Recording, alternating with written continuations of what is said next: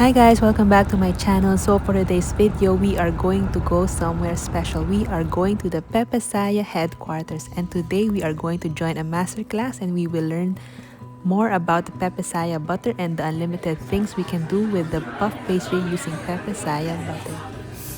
And of course, to welcome us, we are welcomed by single O oat cappuccino. So here Pepe Saya is also making some fresh truffle butter straight from the churn, from what I heard, and this will be our lunch for today. So look at the amount of truffle that he has put into this butter.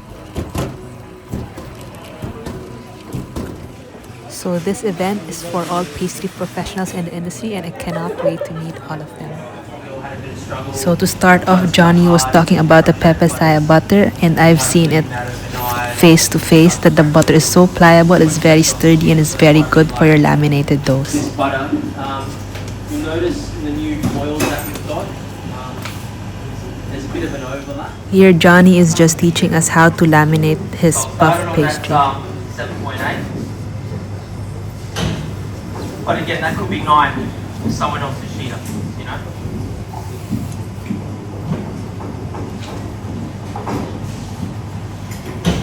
And then I'll finish it at 7. So here Johnny is also sharing that the temperature outside your bakery is not important because it will not affect the inside of your bakery. So the temperature inside your bakery is very important to get very consistent results with your croissant dough. So Johnny was also saying that not everyone has the luxury to pre-cut the dough, so it's very important that when you cut it, you shape it and then you prove it and bake it straight away so that we will always serve freshly baked croissants and puff pastries at our bakeries. Do you recommend using offcuts in your dough? Oh, I don't use offcuts, no. Why not? Again, yes, like we can all agree the offcuts will help give us maybe a bit of extra strength.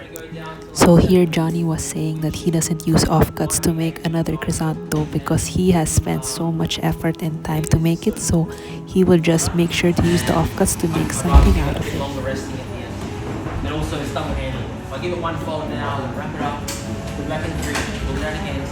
When you're going to do 30 or 40 blocks a day, or even if it's 10 blocks, it's a lot of back and forth. And every time you open. So here Johnny was saying that the different folds that you do in your puff pastry will give you different results, different strengths for different uses in your pastry creations in the kitchen.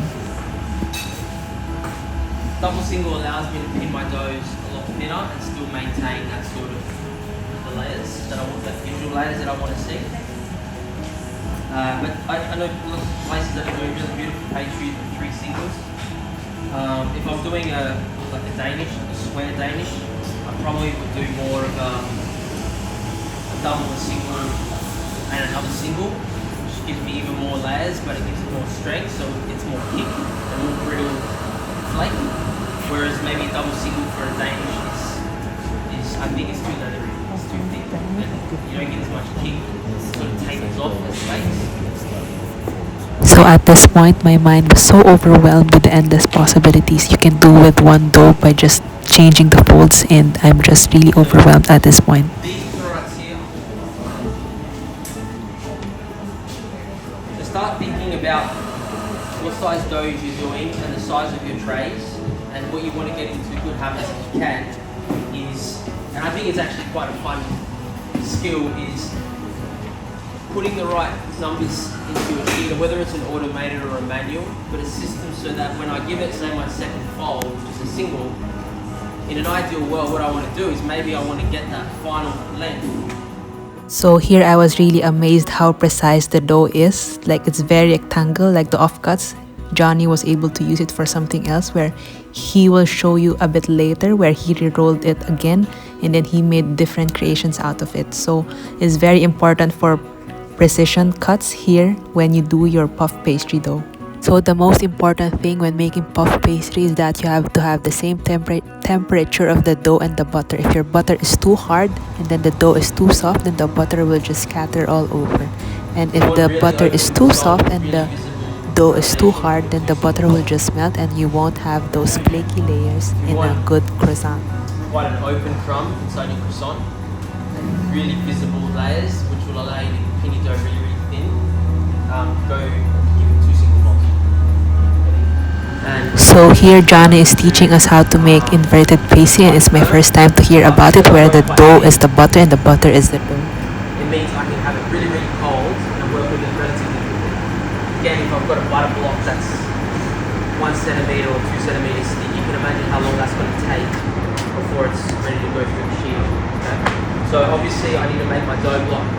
If you're able to do that with Here Johnny is showing us how to make a cross-laminated dough, which requires double work from what I saw. So now it's time to shape our croissants. Some places they like to pick up their croissants and feed it that way, and I think we can avoid that extra handling, keep it on the bench where it's flat and cold. The next time I pick it up is to put it onto the tray, whether that's to go on the blast chiller to freeze it for tomorrow or to go straight into the creamer. So from here I'm just, and I can still, if it's not straight, I can just fix it like that. Some places, I don't know, they're doing that, I'm not sure why. I just press it. So when it's time to shape the dough, make sure that you're handling it very lightly and that you don't touch it too much. Do not change the temperature of your dough and shape as well. Sort of more of a French, or if you're doing the Italian cornetti, you know, you can sort of, you stretch it, you fold it out, and you put it quite sharp, and you're pushing outwards.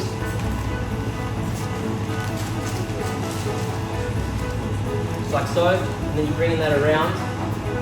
So again, same triangle. Oh yes.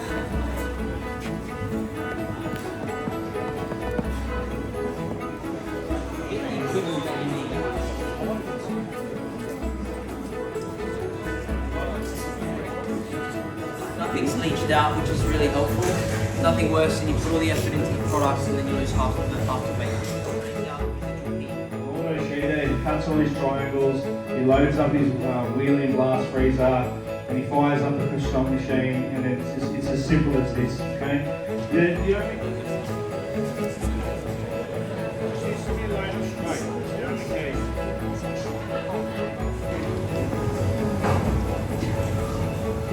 So for the last part of the event, Johnny was showing us on what we can do with the offcuts for the puff pastry, because as a business owner, you cannot just throw any offcuts. You always have to think about how to make money out of it. So I hope you have enjoyed this mini tour at the Pepe Saya headquarters, and don't forget to like, share and subscribe, and see you on my next vlog.